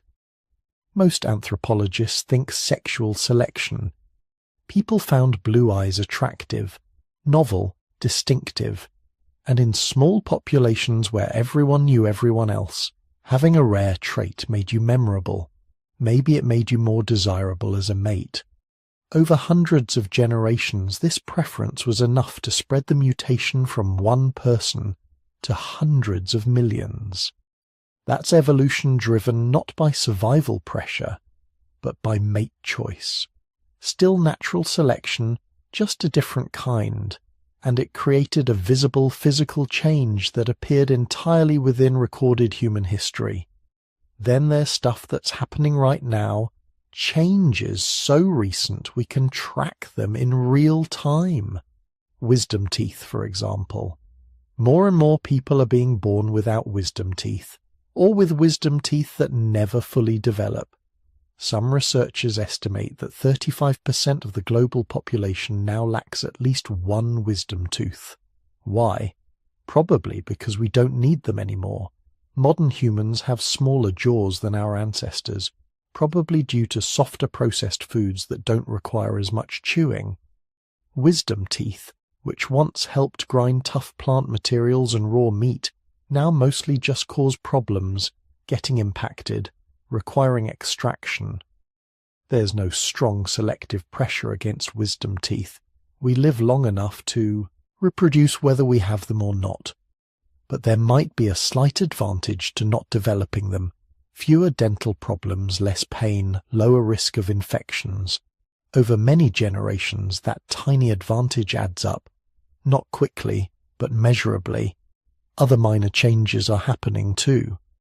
Average height has increased in most populations over the last few centuries, though this is mostly environmental, better nutrition, not genetic change.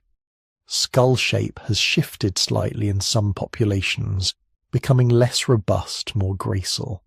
Some researchers report changes in hand proportions related to fine motor skill demands. But here's what you need to understand about all these changes. They're microevolution, tiny adjustments to systems that are already in place. They're not creating new structures or capabilities. They're fine-tuning existing ones. Compare this to what happened between 2 million years ago and 200,000 years ago. Brain size tripled. Body proportions changed dramatically. Vocal anatomy was completely restructured. Skeletal structure was rebuilt from the ground up. These weren't adjustments, they were transformations, and there's a reason for the difference. Time. 50,000 years seems like forever from a human perspective. It's longer than recorded history by a factor of 10. It spans the entire development of agriculture, civilization, written language, everything we think of as human achievement. But in evolutionary terms, 50,000 years is nothing. A blip, a rounding error. Major evolutionary changes, the kind that alter body plans and create new species, typically require hundreds of thousands of years, often millions. They require consistent directional selection pressure, generation after generation, favoring certain traits over others. Even with strong selection pressure, the kind that produces noticeable change in just a few thousand years like lactose tolerance, you're still just modifying existing genes, tweaking regulatory sequences, adjusting when and where genes turn on and off. Creating entirely new structures, new capabilities, that requires accumulating multiple mutations in just the right sequence, with each step providing enough advantage to spread through the population before the next mutation appears. It requires lucky accidents, genetic drift, population bottlenecks, geographic isolation, all the messy, complicated factors that drive macroevolution. And it requires time, lots of time, more time than humans have had since we became fully modern. So when people ask whether humans will keep evolving, the answer is yes, absolutely. We're evolving right now. Mutations are appearing, spreading, being selected for or against based on reproductive success. Future humans 10,000 years from now will probably have slightly different genetic profiles than us. Maybe more lactose tolerance in currently intolerant populations. Maybe different immune system variants as new diseases appear. Maybe shifts in metabolic efficiency as diets change. But will they look fundamentally different? Will they have different body structures, new capabilities, altered anatomies? Almost certainly not. Not unless something dramatic changes. And here's where it gets really interesting. Because the factors that stabilized human physical evolution 50,000 years ago, culture, technology, migration, environmental modification, they're not weakening, they're getting stronger.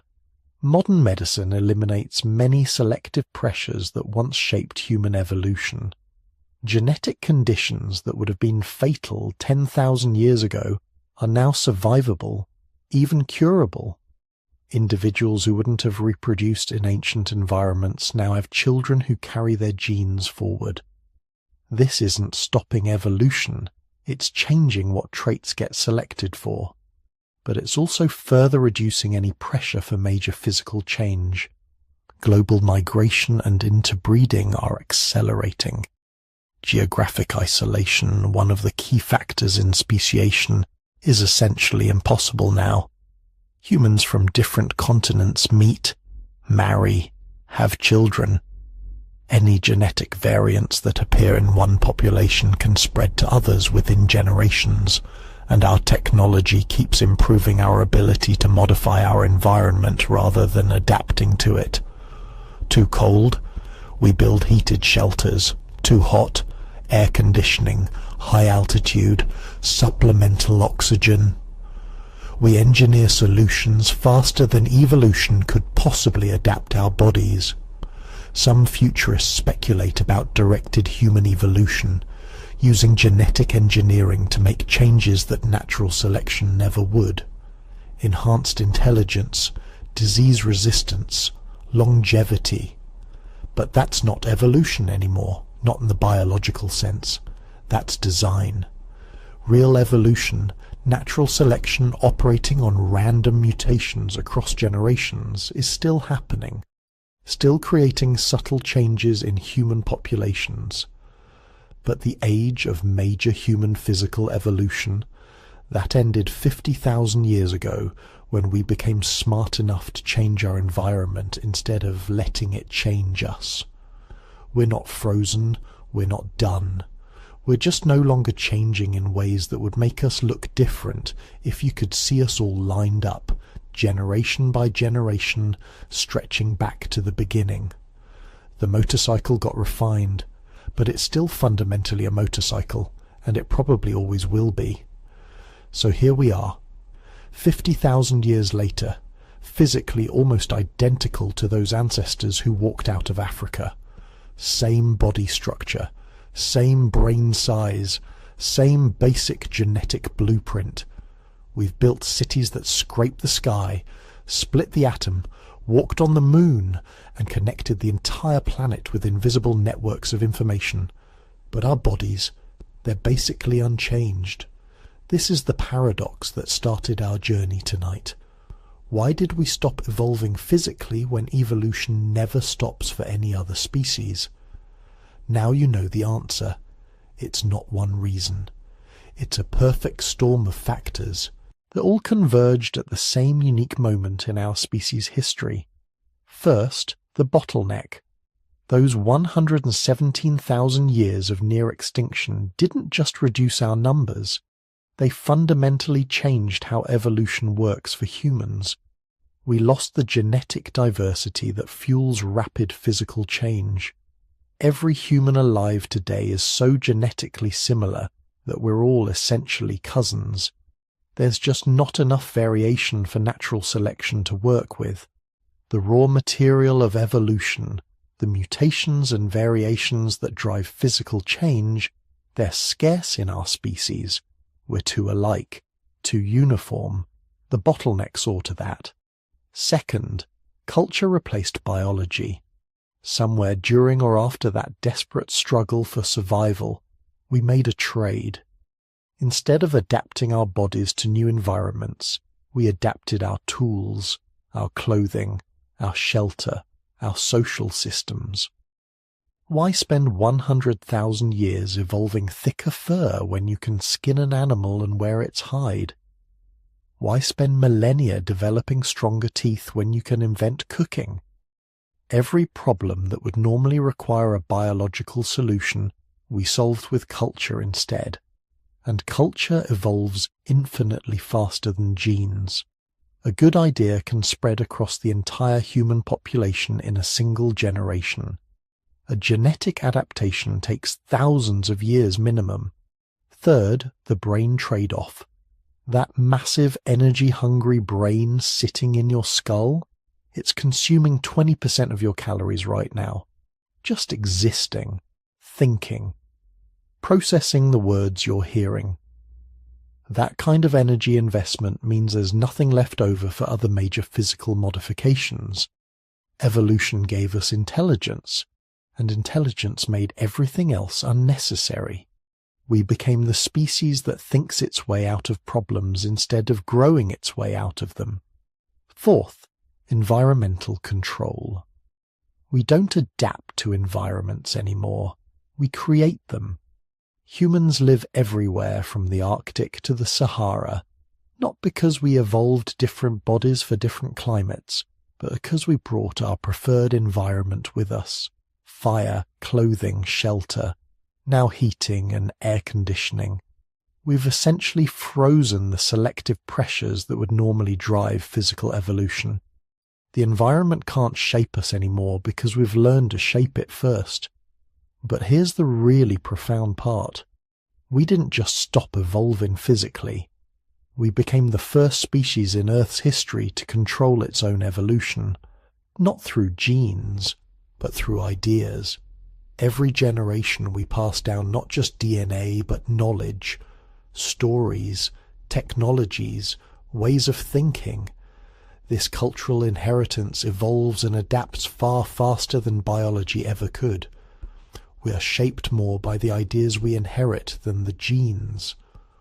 We're the species that evolved to stop evolving, at least in the traditional sense. We found a better way, and that makes us unique in the 4 billion year history of life on Earth. The species that learned to adapt through learning, that changed itself through culture, that reshaped the entire planet without fundamentally reshaping its own body. We are evolution's strangest product, the creature that became so good at adapting that it no longer needed to change. If you've made it this far into our journey tonight, I'd love to hear from you. Leave a like if this story kept you company. Drop a comment letting me know where in the world you're listening from, and subscribe if you want more explorations of the deep history that made us who we are.